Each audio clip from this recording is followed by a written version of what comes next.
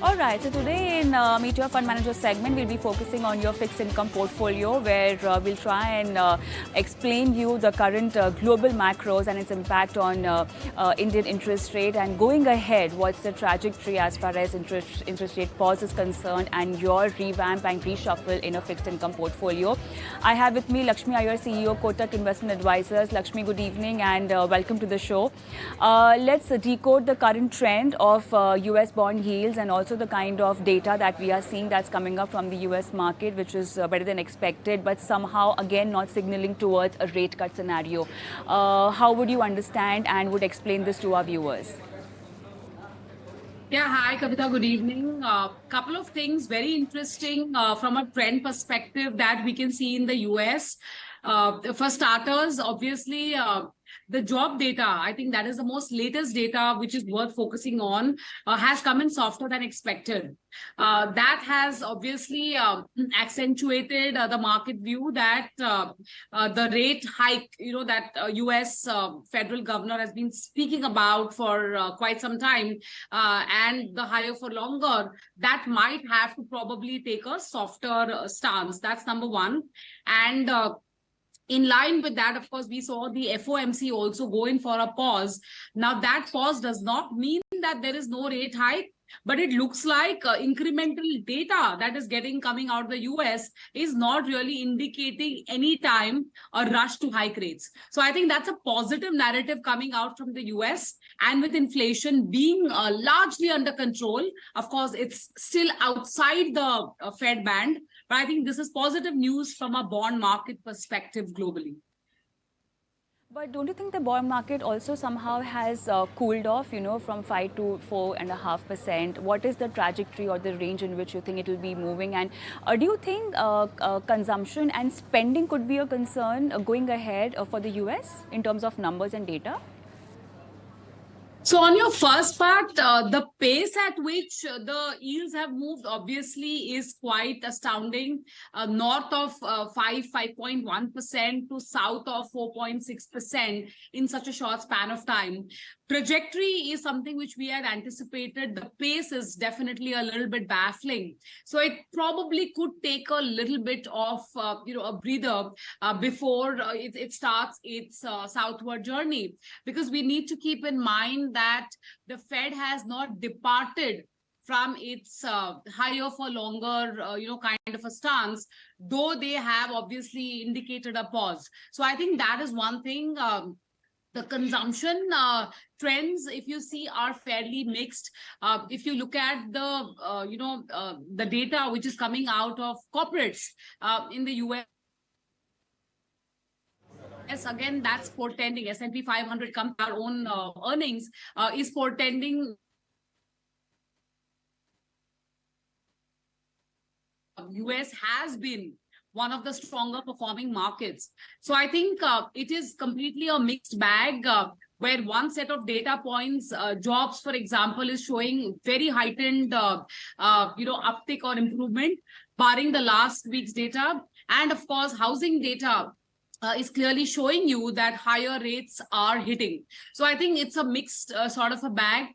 We have Thanksgiving, we have Christmas. All of these will give you the consumption mood in the US, which doesn't seem to be very somber at the. Okay.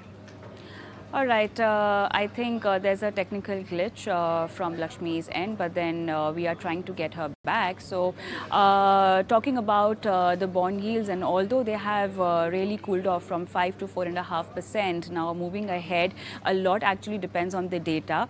But we'll also understand the Indian context. I think we've got Lakshmi back. So Lakshmi, you were talking about the kind of mixed bag data that's also coming, and in future coming months, the concerns that you also raise still persist as far as the US economy is concerned. That is correct. So therefore, I think it's going to be a period of wait and watch. Yields will continue to gyrate. We have seen one of the highest volatilities as far as developed market yields are concerned. It's extremely whipsawed.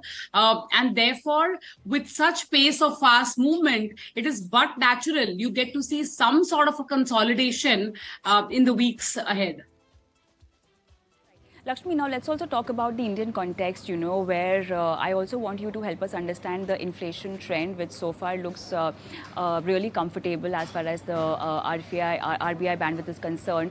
But also one thing that we have to keep in mind is we have this festival of elections also, where we are seeing a lot of freebies that's being given. So talking about that in context of the fiscal deficit and also the food subsidy, how much of it is a concern for you? And what other factors now you think RBI might want to consider, if not a rate cut, but a longer rate pause? What will you say? So, if you look at today's India's macro data, whether it is on the inflation front, of course, crude oil keeps oscillating, but that also doesn't seem to be a big concern. Trajectory-wise, the anticipated food price cooling has clearly seen the trajectory of headline CPI head in the downward direction. So I think we are, on path to achieving a lower inflation in the coming few months. Fiscal deficit, I don't think is a market worry. We seem to be on the path of decline. There is, of course, a reasonably good supply of government bonds, but there is decent enough demand, including the longer end of the bond curve. So even if there is going to be elections, we know we have the state elections and then the general elections. And usually in such periods, the currency in circulation, which means the money from the bank tijori actually moves into the ghar ki tijori. That usually is a trend, but that's not going to be ominous enough to lead to a fiscal slippage. So I think that doesn't seem to be a market concern right now. What we need to see going forward is if bond yields continue its downward move in the US, how long will India remain where it is? Because on the way up, yields, India did not participate as much. Obviously, therefore, on the way down, India is not participating as much. The key driver, I think, for the markets in India is going to be if RBI will do open market bond sales. I think that's something which they spoke about in the monetary policy. If they announce sometime next month or this month, that could be a small little party pooper. But aside of that, I think macro, we are pretty stable. Also, one thing we wanted to understand from you about Government of India 50 years bond. How attractive do you think they are? The 50-year bond is good for terminal benefit funds, insurance companies, pension funds who, really look at locking in their long-term, commitments. It does make a lot of sense. Also, for those investors who are looking at sovereign bond exposures, I think this is the time to add some duration. So if you are looking at a buy and hold kind of a strategy and hoping for some capital gains in the months ahead, it's a great opportunity to participate in the 50-year bond and just run with it because it's a sovereign credit. And of course, you get a higher yield because of the longer maturity. So it's an okay strategy to own at the current juncture. So far, looking at the interest rate trajectory, Lakshmi, would you recommend long-term parking in debt mutual funds, or you think current rate, fixed deposits, or be it even small savings schemes look very attractive? So if you have a short to medium time horizon, you can really park your money there. Yeah, if your horizons are extremely short, say 1 year types, then you are better off doing, bank fixed deposits. If you see, looking at the pace of deposit growth, they've not really cut the deposit rates as much. So you could go for that. Arbitrage funds for 1 year and below are a great bet. They are quasi, look alike and feel alike in terms of debt instruments. But yes, if you are looking at horizons of beyond 2 years, 2 to 3 years or 4 years, that kind of a horizon within the fixed income space, well, in the band of, we are going to oscillate very near term in the band of 7.25, say lower end, to maybe about 7.4 to 7.45, the upper end. So as you see the yields guided towards the upper band, it's okay to have a duration around the 4 to 5 year bucket with a combination of mutual fund schemes and or good quality corporate bonds combined in your portfolio. When it comes to diversifying your fixed income portfolio, you think it's a time to do that, or maybe it's time for you to stay more towards equity? Obviously, a lot depends on your financial planning, on your current state of the portfolio, your risk appetite, your understanding of investment instruments. But any reshuffling or revamping of fixed income portfolio or that part of your portfolio, is it recommended? So two parts to this. If you are looking at growth capital, that money has to go only and only into equities, but with a minimum at least like 1,000-1,200 day kind of a horizon. So 3-year tops kind of a horizon. For every other category of investments within fixed income, also you can look at a combination of sovereigns, and you can add some credit risk in your portfolio, given where we are on the interest rate scenario and the macroeconomic cycle. If you look at the bank NPAs, it's at a 7-year low. So this is a time where your fixed income portfolio can assume a little bit of credit risk in the form of funds or in the form of bonds, as the case may be. Why am I using both in conjunction? Because taxation wise, you're pretty much similar. So I think that within your fixed income portfolio, you can also look at a combination of hybrid funds, Kavita, because they are good, I would say, augmenting of your fixed income returns. At the same time, risk reward is quite tilted, on a more balanced note. So I think these are the kind of strategies you can look at to an alternative to fixed income as well. All right, I think that will be all. We've covered almost all the aspects of having your fixed income portfolio revamped. Thank you so much, Lakshmi, for being on the show today. Thank you. And we move on. Let's slip into a quick break, but then post that, let's get your mutual fund portfolio queries answered. And if in case you are someone who's been looking for solutions for your mutual fund portfolio or any aspect of your financial planning, how to achieve your financial goal, you can WhatsApp us your question. You can also email us your questions, and we can take your questions live on the show. The WhatsApp number is 865-797-4571, and the email ID is themoneyshow@etnow.tv. So note this down, and we'll take a quick break. Post that. Let's get the viewers live.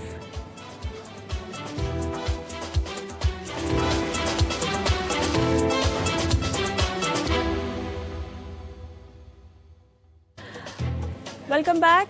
You're watching The Money Show with me, Kavita Thaplial, and it's that part of the show where we give answers to our viewer queries, because there are a plethora of funds available in the market to invest your hard-earned money in. But how do you assess which is the right fund for your portfolio? What are the criteria that one should look at? To help you navigate through this maze, today we'll be joined by Shweta Jain, Investography, and also do not forget to send us your portfolio queries on our WhatsApp number, which is 865-797-4571. You can also email us your questions on themoneyshow@etnow.tv. So while we are getting Shweta connected on the show, let's move on to our first viewer's question, which is from Sanjeet Ruban. And Sanjeet wants to understand whether the current mutual fund holdings that he has in his portfolio are aligned with his financial goals or not. And he's currently holding 3 mutual funds, which are Parag Parikh Flexi Cap. He has Kotak Small Cap. He also has Kotak Emerging Equity. And he's been investing since almost a little more than a year. And the current holding in these funds is almost around 4 lakh rupees. That's what he says. And the kind of ratio in which he's invested is Parag Parikh Flexi Cap has almost 30% of his investment. Kotak Small Cap has 40%, and Kotak Emerging Equity has 30%. That's the allocation he has decided for his investments in mutual funds, and he's been doing it via SIP, it seems. And he also wants to understand that given the fact that mid and small cap stocks have outperformed the market, would it be good or advisable for him to, sell off a few of these funds and move on to some other funds, or would it be a good idea to hold on these funds and the time horizon that he aims is of almost 5 year plus doing an SIP? So that's the question. And do I have Shweta with me connected? Shweta, hi, good evening. Welcome to the show. And so we've already taken Sanjeet's question. So quickly, over to you, Shweta. Hi, Kavita. Thank you for having me on the show. We've taken whose question? Sanjeet's question. Sanjeet. Sanjeet's question. Okay. Right. Okay. So the schemes that he's mentioned are quite good, although a little towards small cap. I would say, obviously, because of the past performance that we are seeing people investing more towards small and mid cap. But they do need to realize that small and mid cap are riskier. So these are good schemes, and especially if he is in the long term for this, I see no reason to change this. Although when he's adding new funds, I would recommend that he adds funds like a UTI Nifty 50. So that'll bring in the large cap and the passive fund exposure for him. All right. Also, the specific question on mid cap and small cap, you think he should be doing something on those lines?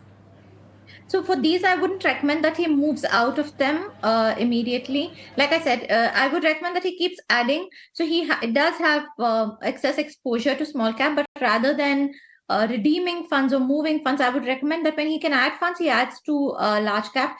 Since his time horizon is longer, I would recommend that he holds on to this. And he's been in this for a little over a year. So I would definitely say that he sticks to these funds and adds on to large cap. All right, Shweta, let's move on. And a very young investor's question, Vipul. And Vipul says that he wants to start his SIP of 7,000 and he's just 23 years old and it's a new job for him. And he wants you to help him with his investment for about 15 years. So Vipul, first of all, congratulations for the new job and thank you so much for trusting us, for suggesting you an investment strategy, for giving us this opportunity. And yeah, it's wonderful to have these kind of questions, you know, and it is, I mean, look at the kind of financial literacy that we're talking about, you know, Shweta. 23-year-old investor, and he's talking about long term. He's talking about 15 years, and he wants to opt this via mutual funds by doing an SIP. So somewhere down the line, we know that people have started acknowledging the importance of investments. You know, it's just not savings anymore. It's just not, you know, making a quick buck in investing in risky investment instruments, but it's more about having a strategy for your investments. Absolutely, Kavita. Absolutely right. And it's so heartening to see young investors and people who've just started working start and talk about investing. I would recommend that he starts off with UTI Nifty 50, which is a passive fund, low cost. He'll get the large cap exposure that should be good as a core part of his portfolio. So for the 7K SIP that he's looking for, 4K can go towards UTI Nifty 50. And 3K can go towards PPFAS FlexiCap. This will give him the additional mid cap and small cap exposure as well, and it will give him international stock exposure, which I think he'll be quite intrigued about and excited in his investments. All right, that's interesting. We move on to our last question. And Tejas Dave, he's a 46-year-old NRI based in Dubai, and he's invested via mutual funds and also via shares. And you have the questions on you, right? He has two goals: child education. The son is almost 6 years old, and one is he wants to have a fund creation. He also has a fund creation goal: SBI Contra, Motilal Oswal Nasdaq 100, HDFC S&P Index, Mirae Asset Emerging Blue Chip, ICICI Prudential Discovery, PPFS FlexiCap, HDFC FlexiCap. He has two mid-cap opportunity and multi-cap from HDFC, and he has a hybrid and a small cap from HDFC as well. And so the SIPs are currently under the selection of growth, and the lump sum that he's doing is under dividend payout. And the tax benefits are, he has taken tax benefits for dividend payout. That's what he says. But then how would you assist him as far as his goals are concerned? So I think it's high time for him to actually put numbers to his goals because he is 46 years old. And I would recommend that he looks at his retirement planning, his son's education planning, make sure that he's accounted for inflation there. So I would definitely request him to put numbers to his goals. The portfolio as such looks good, but there are too many schemes, according to me. And some of them quite repetitive. Some fund houses have indeed a large exposure. So my recommendation would be to cut 3 schemes. He could cut SBI Contra, HDFC FlexiCap, and HDFC Hybrid.